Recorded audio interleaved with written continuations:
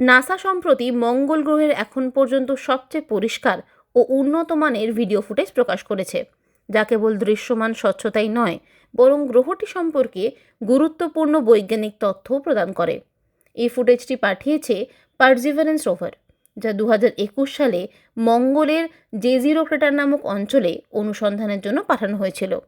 এই রোভারটিতে থাকা উন্নত মাস্টক্যাম জেড সিস্টেমের মাধ্যমে উচ্চ রেজলিউশনের 3D ছবি ও ভিডিও ধারণ করা সম্ভব হয়েছে। দীর্ঘ সময় পর এই প্রথম এত স্বচ্ছ ফুটেজ পাওয়ার প্রধান কারণ হল সেই সময়কার মঙ্গলের আদর্শ আলোকসজ্জা এবং বায়ুমণ্ডলে ধূলিকণার অত্যন্ত কম উপস্থিতি, যার ফলে গ্রহের পৃষ্ঠতলের ক্ষুদ্রাতি ক্ষুদ্র বিষয়গুলো অনেক বেশি তীক্ষ্ণ ও পরিষ্কারভাবে ফুটে উঠেছে। ভিডিওটিতে মঙ্গলের ভৌগোলিক গঠনের বেশ কিছু গুরুত্বপূর্ণ দিক উঠে এসেছে, যার মধ্যে উল্লেখযোগ্য হল পাললিক শিলার স্তর, শুকিয়ে যাওয়া নদীর মোহনার কাঠামো এবং বাতাসের প্রভাবে তৈরি হওয়া বিভিন্ন পাথর ও মাটির আকৃতি।